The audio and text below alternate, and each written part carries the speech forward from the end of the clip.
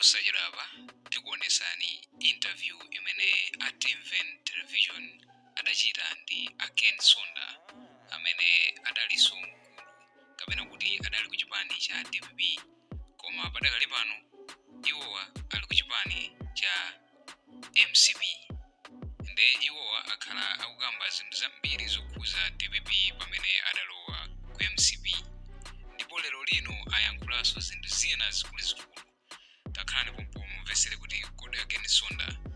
ayankhulanji pa interview yawo ya lero pa 5 January 2025. Tikuandeni programu ya TVN exclusive programu yekha ndi ucheza ndi a Ken Sonda ayowa ndithu ndi second deputy public secretary wa chipani cha Malawi Congress MCP komanso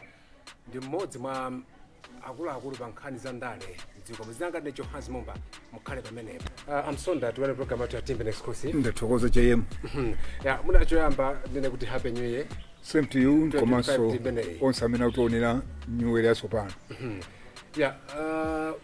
Malawi Congress Party convention yadutsa kenako NGC komanso president tidamva kuyankhula kuti no munakhala kusankha ena maudindo ena apereka mphamvu ku NGC komanso munangata president atakusankhani ngati second deputy wa public secretary wa chipani cha MCP munachandira banja Sonda. Poyamba ndinathokoza kumwamba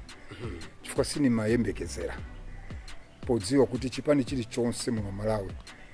amakhala ndi nthawi imene munthu angakusankhire pa mpando waukulu zipani zonse muno Malawi kumene tinali kuja posachula zina kuti ukhale NGC member umene kuti ukhale member wa chipani for 3 years kuli zipani zina kuti ukhale member wamkulu wa chipani ndi 5 years ine nthawi imene jayo Jones nkuti ntangolowa kumene chipani ntakhala 7 months so zokuti angandiganizire kumwamba kudzera mwa president komanso atsogoleri a Malawi Congress Party ndikuchiona kuti nchisomo ndi chisomo chachikulu kwambiri chifukwa kuti chipani cha Malawi Congress Party chipani chachikulu it's the largest political party in Malawi at the moment tili anthu ambiri nde kumafika kuti muli anthu ambiri iye tili ambiri kwa basi ndi chipani chachikulu kwambiri ndiye kumafika pakuti kumwamba kukukumbukira kuzera mwa president athu his excellency Reverend Dr. Agatha Makatha Chakwera namika kumwamba komanso namika utsogoleri kuti mwina chilipo chimene anaona kunditha kuthandiza ndiye mwachidule sinimachembekezera it was a surprise and a shock.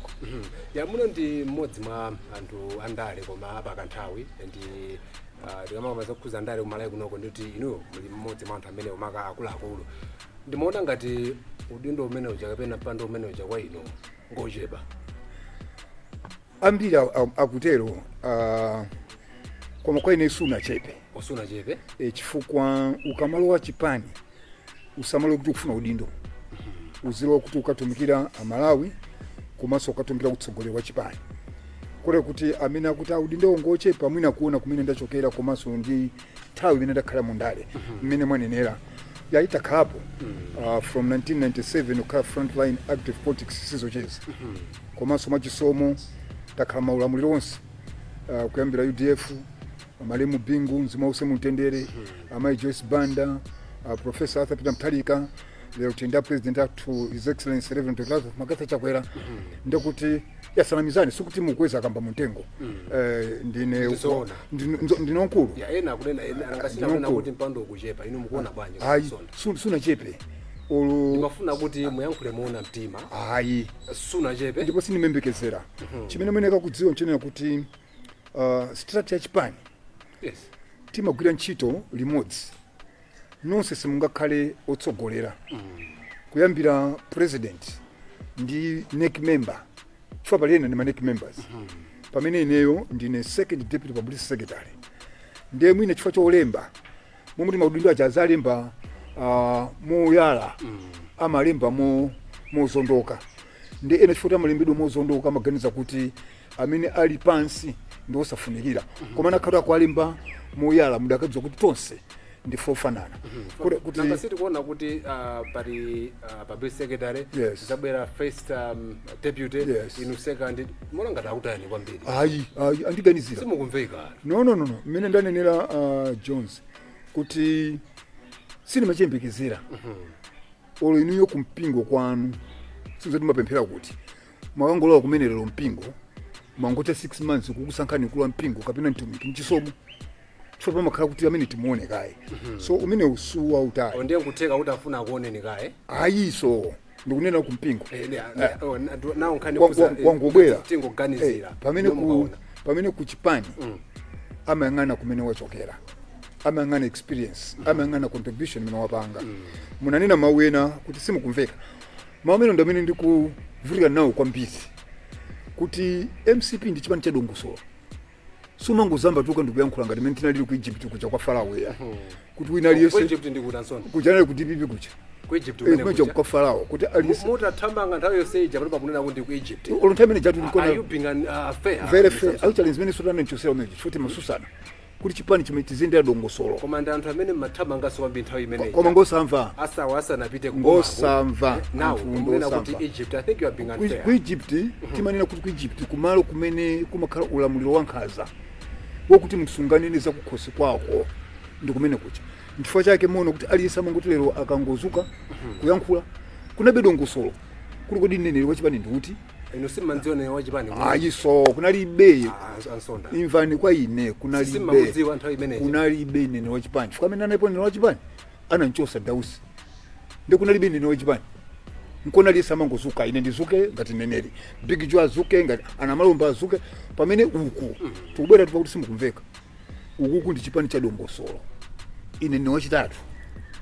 muti kuyankhula kumene mwabwera ino ndachita kwauza akulu kuti akundifuna interview ya TV Dr. Jessica Bwira amene ndi anduna congratulations ambuya Dalisa andipasa ndaliso kuti go ahead Mr. Kondi Nsungama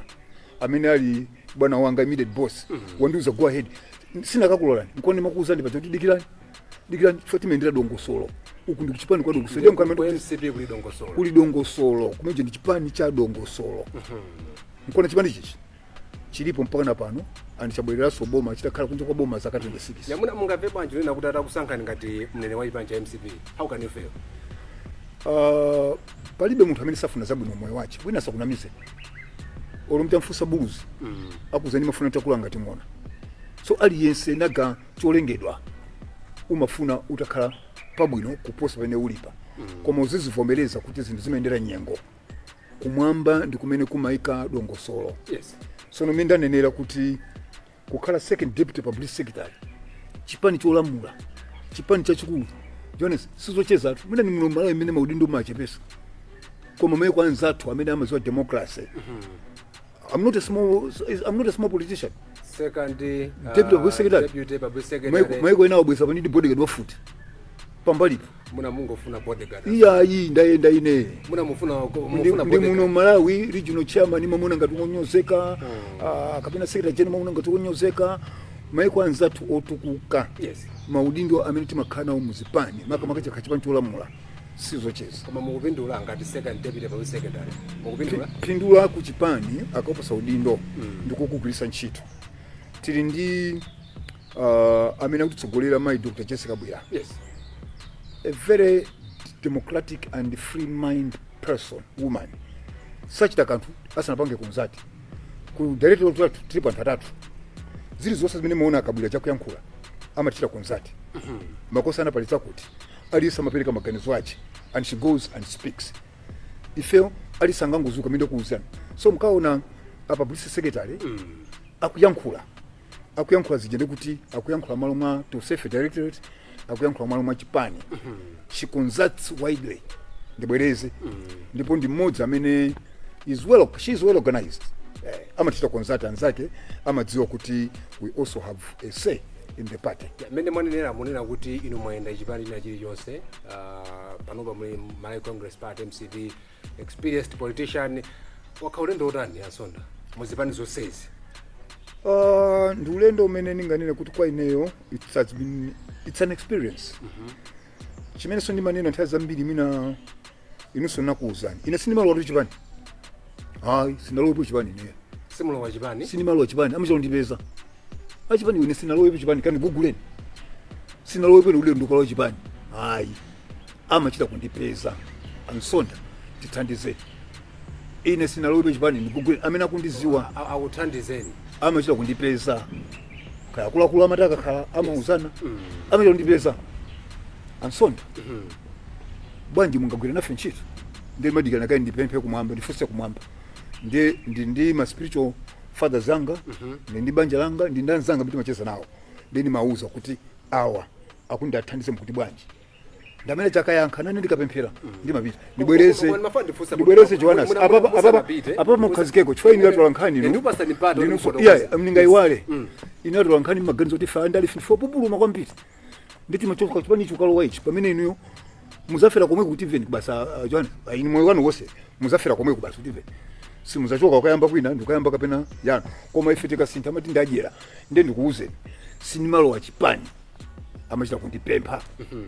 ukuso ndili kuti muzathandize mafari kusonena kuti chifukwa chani orozipani zisingofika kuti muzithandize atawakale mboma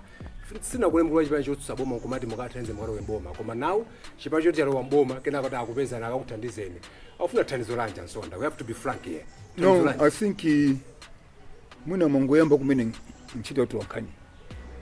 ndamba kumene chifukwa mkutandi kugula nalowa pipi ili kunja kwa boma pipi sinalowa ini boma pipi anandipempha mai Joyce Banda ili kunja kwa boma mwachisomo 3 months nitangolowa pipi napeza kuti ili mboma ndeni sunimalowa kuti ili mboma ndipo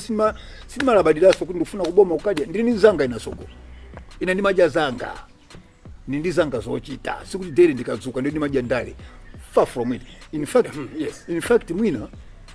utionera adziwepo ndikamazuka zandale mwina pa list yaine mwina zibakha number 6 kapena 7 ndi list zochita pandali ndena magazo kuti basa Nsonda ja akangozuka basa zandale basa amafuna kuja kuboma ko kuna makamakazi zokuza PP I remember no ndikuja ibere PP for if a professor asapita mtali bingu sorry bingu amutali yes. Na mukamati opposition nthawi yake iti ndo tunalowa tu PP tu ili kunja kwa boma nalo hapa 16 January 2012 siri zobingwa na mwali aliti chifukwa sizi maveka kuno bwino mpaka nakaya mwina makenu ina America 6 April that's why mafusana kuti because I don't mbange misida Malawi I don't mbange misida Malawi for one ungamna kuti mnalowa paja nalowa ineyo January date pa 15 no 16 no pa 16 January 2012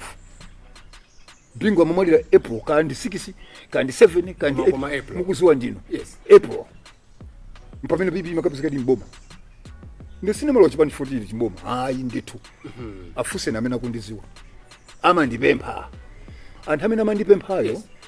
nkuti mai Joyce Banda jali pa mavuto opsa kudibibi kuja akuazunza anthu sakwakasala a DPP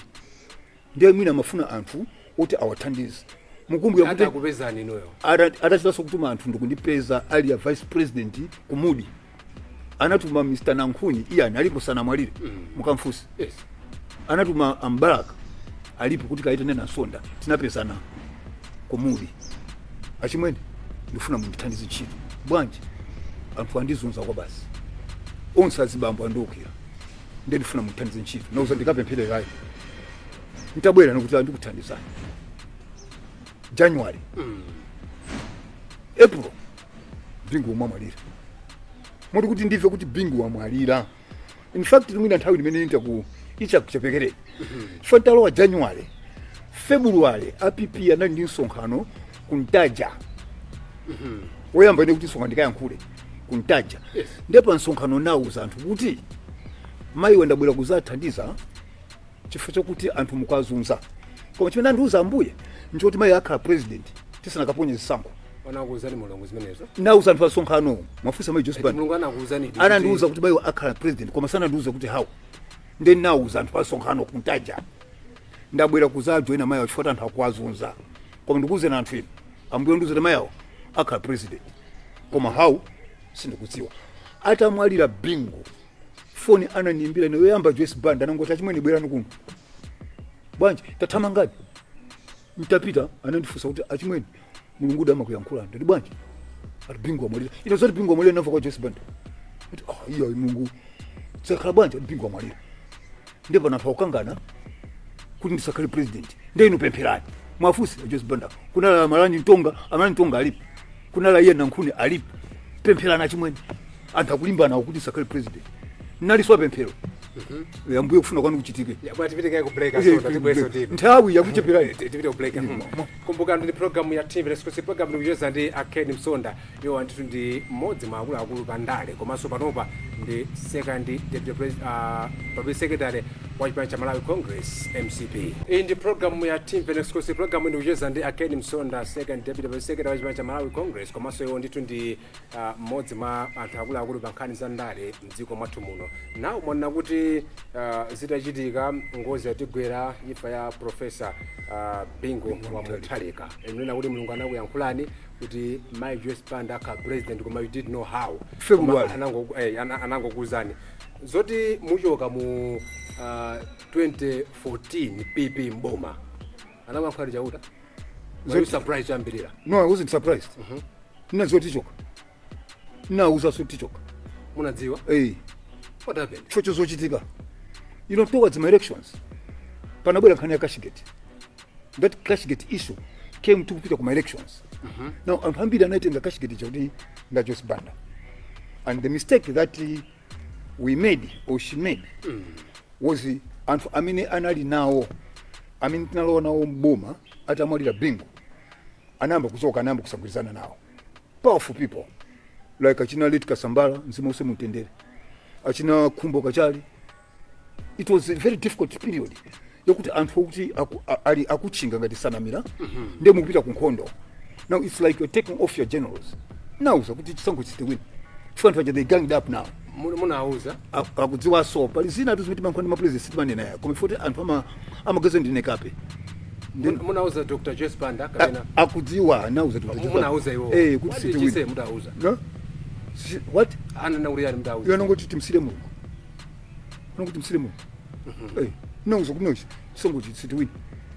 from generals ambiri amene tinali nawo otana kati kutithandiza nkhondo ichi anatachoka. Mwanenaso unena kuti iniyo kuti mupite ku chipani simalo wa chipani koma kuti amakuitanani including MC banakuitanani osati pang'onoso ndani amene inu kulalibe kapena inetu anakandilandira ku state lodge ku Mzuzu zimene tinangoona ife kuti akulandirani inu munaona zizina zazing'ono kumene kuja kunali delegation ya mafumu 22 ochokera ku muzi kusukira ndi Paramount Chikula Mayembe kuzandira Nsonda 22 tu mafumu abusa akwathu kuchileta mafumu onse 22 amulumpi mina mandira ine yepo choka kuno anangoti afumu akuitana afuna kuti mupite kumuzi then magazeta kundita na mafumu kuti kaonane kumuzi ndabula Mzuzu nabezo kuti mafumu ja Africa onse 22 bwanji akuti ukakusiya kwa president kuli chani akuti ayi yotoka kusiya kwa president ufune usafune wine kwa kugwechinda president ndesa nali ma MCP kuma mafumu osata MCP anali mafumu sinu zoti mafumu ana inu mafumu angachita arrange kupita ku state house ndikukhala program yokuti 10 koloko president alandira munthu osaziwa chipani zimatheka because I want to be clear kunena kuti anali mafumu kapena akuchipani ineyo I take it kuti anali mafumu ndi akuchipani. You cannot go to state house wopanda kuziwa state house kuti kubwera munthu sizingatheke so anakuita nani wose mafumu ndi akuchipani ineyo I take it that way koma amene anatengera ni mafumu so ngati pana arrangement yokuti mafumu tikalandire munthu ku chipani ku state house I believe kuti there was a committee that worked over it abwana kwa state president somangolowa lero and program ku state house yoyo mukuiziwa Johannes simapanga 24 hours imakhala 1 week ahead. So I was taken to the state president ku chipani ndi mafumu 22 mwamwayi ndikuuze yes inera I'm a very prayerful person and amagazo basi ndikangokhala ambira mandizoenenga topemphera kwambiri ni makondo omene pa status panga. I'm a born again Christian and evangelist and a politician. Zaine Johannes ndamala mini mkundo nasima panga mabupulu nkuti atandichosa ku DBB chocho sedwa chake niso muchiziwa chifukwa cha nthawi tisapite ya kumene tisapite na kwa nthawi nake ndekuti nali munthu amene nalibe chipani yes koma within that period timafuna kuyamba chipani ndana nkumwa within that period timafuna kuyamba chipani ndana nkumwa muna kumeneko chifukwa cha nthawi pepani mafuna ndibungo na think tank kwambiri you promote good governance exactly ndi ukhoza kwambiri so komanso ndi mmodzi mwa akuluakulu ku MCP panopa because you have a position muli ndi udindo ku chipaniko exactly pompa tona president usa cabinet kapena kupanga reshuffle cabinet ndithu nduna zokwana 31. Yes. Mazona bwana nduna zimene. Choyambira chimene mwene kwakuziwa Johanna Sindamala amene mukubvera nchona kuti Amalawi 22 million kapatipa 22 million katipa 24 tinapasa udindo ndi ulamuliro mwa state president kuti azitigwirira ntchito. Yes. Pachizungu ndi prerogative. Tonse udindo uja tinampasa president. The president akakhala pansi kusankha cabinet amakhala kuti iyeyo ali ndi cholinga mwina uchita konzati amaona kuti uja angakhale pati ndani angakhale pati nde akasankha unduna kapena akasankha nduna. It is very wrong for somebody to say alakwisa how alakwisa bwa am 22 million tonse tingagwirizana Zimalipseka kulakwa. iya nkulakwa osatiso kulakwa koma ndi mwano kufusa ku ndi mwano. Kuona nga democracy ndi Ansonda. Bali tuzina simafuna democracy. Kufusa ku ndi mwano. Ine ndakupasa ni mphamvu. Johannes. Mphamvu zonse zaine ndakupasa. Ndio panga diso ndenzi kufusa chifani wapanga chonse. We did democracy. Yeah, you abusing the democracy. We abuse democracy. You are abusing it. Yes. 22 million people. President wanu mwampasa mphamvu asanke nduna. Ndio wasanka. Ndio mzida wala kwisa. Ana kasanka hii. It's not possible. Ena kugena kuti nkhani zokhuza mwina kusankhako ndi mphamvu zawo angati utenga ine kapena utenga ine. Koma nawo akunena kuti nkhani yokhuza manambala anthu achuluka. Chuma sichili bwino. Maunduna usewa sakuona mavuto ena akuyankhula choncho. Kodi anthu achuluka ine maona nduna 35 ndizo zachuluka. Anthu achuluka mupanga mesha pati. Penda kuuza kuti akamasankha amakhala kuti akudziwa. Ndikupaseni nduna umozi. Asankha Minister of Higher Education. Ndiye pali Minister of Basic Education. Ngati pali unduna umozi umene umavutika chifukwa chakukula ndi education. Ku South Africa kuli Minister of Higher Education,